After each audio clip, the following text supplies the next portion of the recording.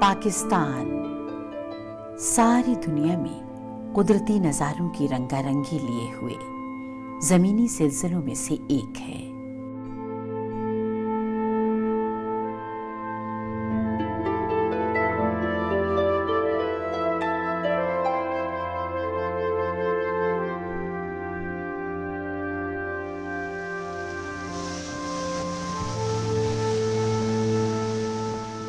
बहिराए अरब के साहिलों से लेकर 8.5 किलोमीटर ऊंची बर्फ से ढकी केटू की चोटी तक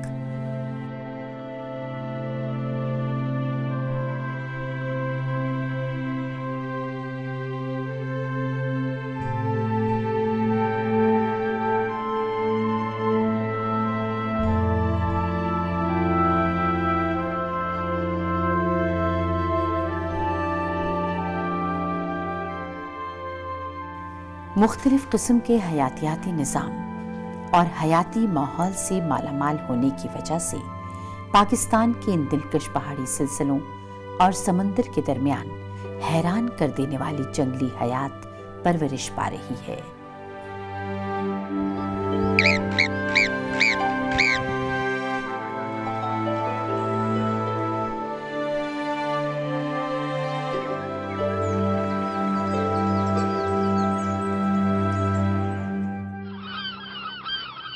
ये हयाती माहौल कुछ जानवरों की खत्म होती हुई नस्लों को भी बरकरार रखे हुए है, जिनमें इंडस ब्लाइंड डॉल्फिन और हिमालय के भूरे रीछ शामिल हैं। यहाँ 2 तरह के गुलदार भी पाए जाते हैं। इनमें एक बहुत बुलंदियों पर रहता है। बर्फानी गुलदार जो इन बर्फीली पहाड़ियों का एक बड़ा शिकारी जानवर है।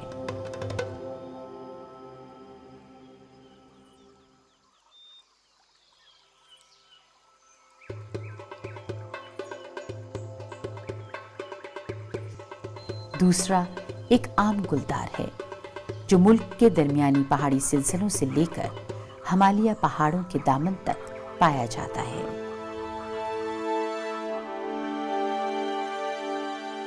ये फिल्म आम गुलदार को समझने और इसके जिंदा रहने की जस्तजू के मुतालिक है।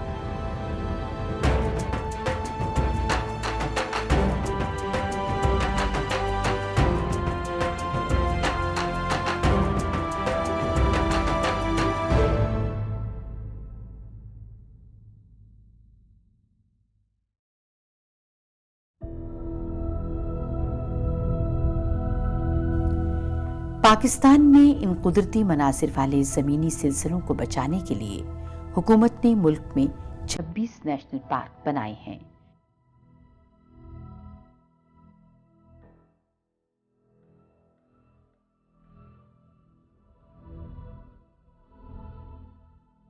जो शिमाल में कराकोरम नेशनल पार्क से लेकर जनूब में बहिराए अरब के करीब हंगोल नेशनल पार्क तक फैले हुए हैं। ये खूबसूरत इलाके इसलिए महफूज बनाए गए हैं ताकि यहाँ के कुदरती माहौल और जंगली हयात की हिफाजत की जा सके।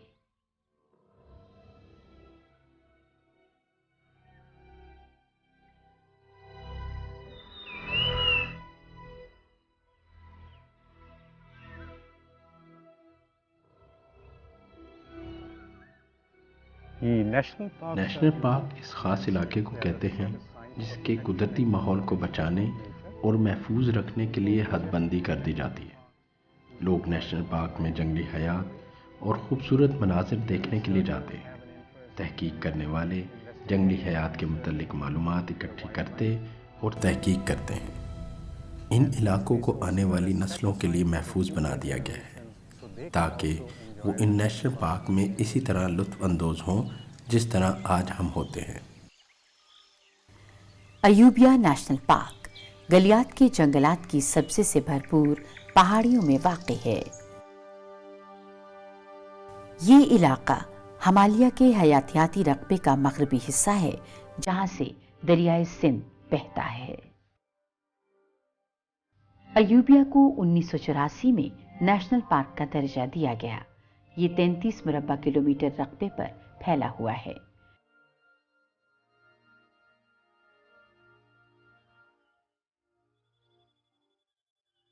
ये नेशनल पार्क 2300 मीटर की औसत बुलंदी के साथ पाकिस्तान के उन जंगलात में से एक है जहां बारिशें ज्यादा होती हैं।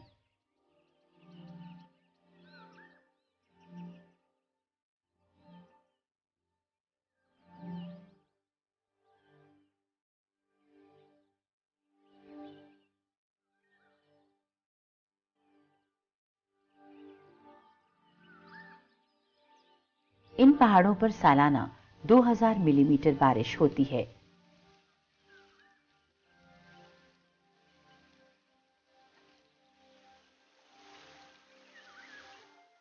जिनसे अयूबिया में मौजूद कुदरती चश्मों, झरनों और ताजा पानी की नहरों को पानी मिलता है।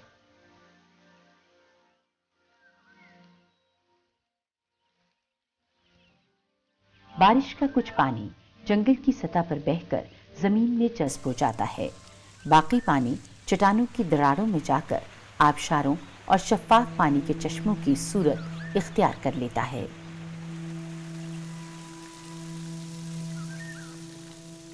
पानी की कसीर मिक़दार की वजह से यहाँ मुख्तलिफ किस्मों के पौधे परवरिश पा रहे हैं।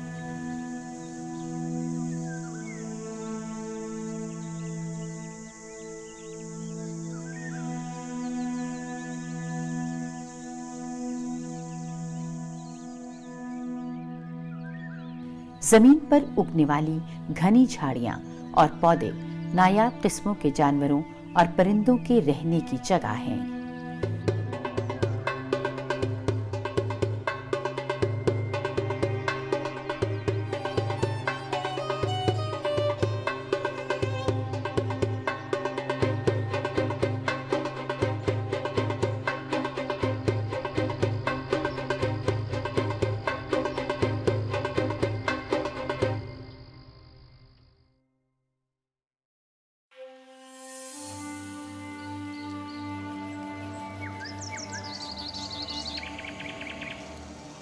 पार्क में परिंदों की तकरीबन 200 किस्में पाई जाती हैं, जिनमें कुछ यहाँ पर रहते हैं और कुछ दूसरी जगहों की तरफ सफर के दौरान यहाँ ठहरते हैं।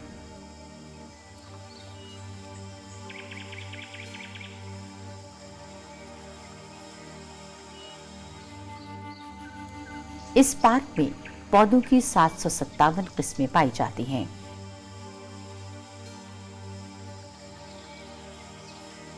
जिनमें तिब्बी खुसूसियात वाले पौधे भी शामिल हैं, जो मकामी लोग मुख्तलिफ बीमारियों के इलाज के तौर पर नस्लों से इस्तेमाल कर रहे हैं।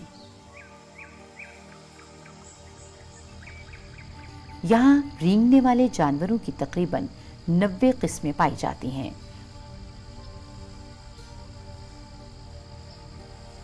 और कीड़े मकोड़ों की किस्मों की तादाद 650 है।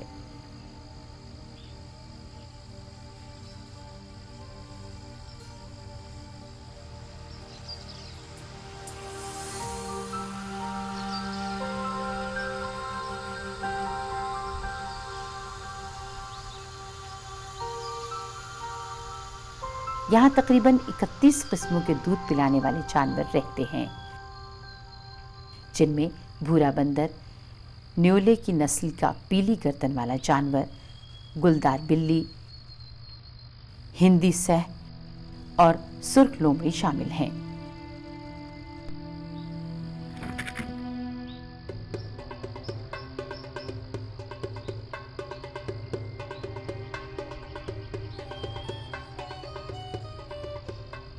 ताहम आम गुलदार यहाँ का बड़ा शिकारी जानवर है और ये जंगल उसका इलाका है।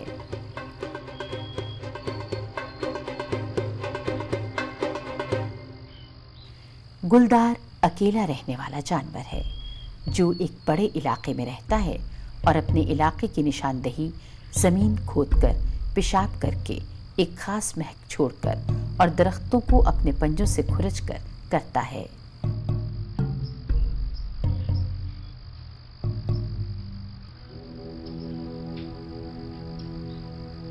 एक गुलदार के इलाके की हद का इन्हिसार वहां के माहौल और खुराक के मिलने पर होता है।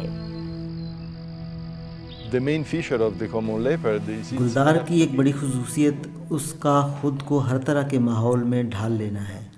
ये एक ऐसा जानवर है जो किसी भी तरह के माहौल में ज़िंदा रह सकता है। ये बारानी जंगलात में रहने के साथ साथ हल्की सहराई जगहों पर भी रह सकता है। बिल्ली के ख़ानदान का ये जानवर दुनिया में सबसे ज़्यादा पाया जाता है। बिल्ली की बड़ी नस्ल का ये ताकतवर गुलदार निहायत वजनी होता है। आमतौर पर एक गुलदार का वजन तकरीबन 70 किलोग्राम होता है, जबकि एक मादा गुलदार निस्बतन छोटी और वजन में हल्की होती है। ये कम फासले पर 60 किलोमीटर फी घंटे से ज्यादा की रफ्तार से दौड़ सकता है और एक जगह पर 3 मीटर की बुलंदी तक उछल सकता है। गुलदार की तेज हिस्सें इसको शिकार करने में मदद देती हैं। दिन के वक्त इसके देखने की सलाहियत एक इंसान जैसी होती है, लेकिन रात के वक्त ये सलाहियत 7 गुना बढ़ जाती है। वो जानवर जो रात को शिकार करते हैं, उनकी खास आंखें होती हैं। गुलदार की आंखें भी इंतहाई कम रोशनी में देखने की सलाहियत रखती हैं। इसीलिए जब उन पर रोशनी पड़ती है तो इनकी आंखें चमकती हैं। गुलदार के सुनने की सलाहियत इंसानों से 5 गुना ज्यादा होती है। ये तमाम तेज हिस्सें शिकार करने में बहुत काम आती हैं।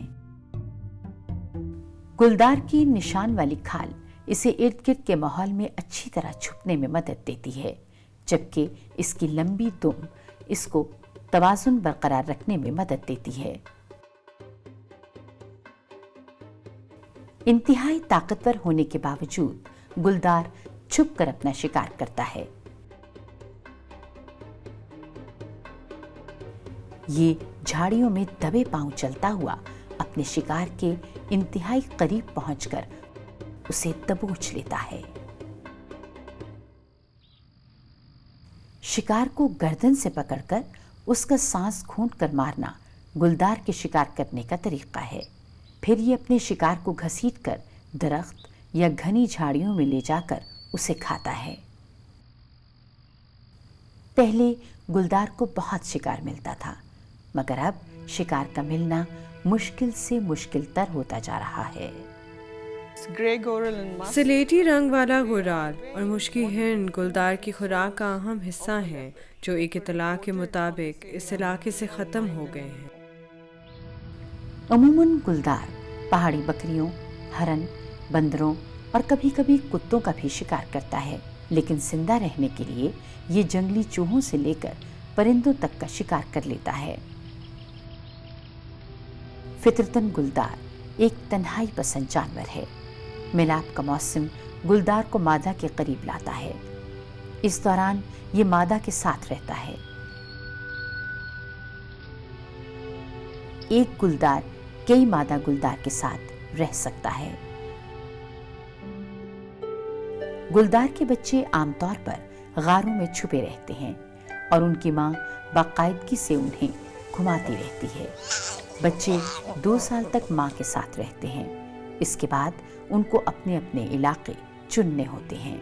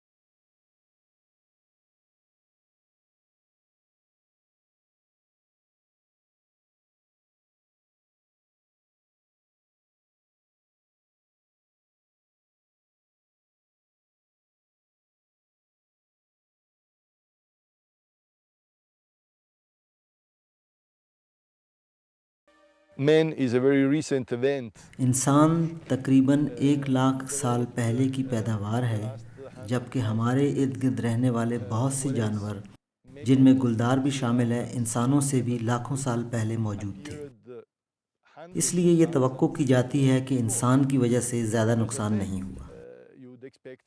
नहीं, ये सच नहीं है। इंसानों ने बहुत नुकसान पहुंचाया है।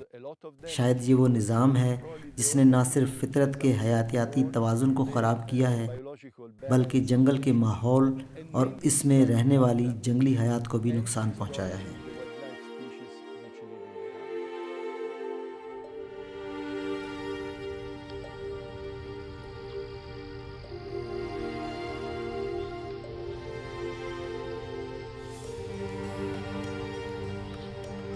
इस इलाके की तबाही का आगाज उस वक्त हुआ जब लकड़ियां काटने वालों ने पहली मर्तबा चीड़ के दरख्तों को काटा।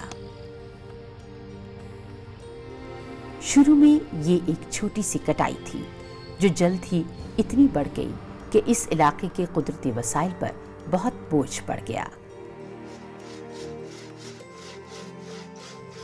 नताइज से बेखबर होकर दरख्तों की बेदरेक कटाई की गई और जंगल खत्म होना शुरू हो गया। दर्जाए हरारत नुक्ता अंजमात से नीचे गिर जाता है। इस तरह के मुश्किल हालात में जब ठंडी हवा सनसनाते हुए चलती है तो जलाने के लिए लकड़ियों की फौरी ज़रूरत होती है, बल्कि जिंदा रहने के लिए लकड़ियों की ज़रूरत शदीद हो जाती है। एक अंदाजे के मुताबिक हर साल इस इलाके में 500 के करीब दरख्त काटे जाते हैं। इस मामले में मकामी लोग मुकम्मल तौर पर जंगल पर इन्हिसार करते हैं। नस्लों से इसी तरह जिंदगी गुजारने वाले कुदरती वसाइल के बगैर जिंदा नहीं रह सकते। लकड़ी जंगल चवासी जिंदा रहने के लिए लकड़ियाँ ही वाहिद हल हैं जो जंगल से मिल सकती हैं या हमारी महदूद ज़मीनों से। इसके अलावा कोई और हल नहीं। अगर हमारे पास गैस के 10 सिलेंडर भी हों, वो भी सर्दियों का सख्त मौसम गुजारने के लिए कम है। हमें गर्म पानी चाहिए और घरों में गर्माहट भी।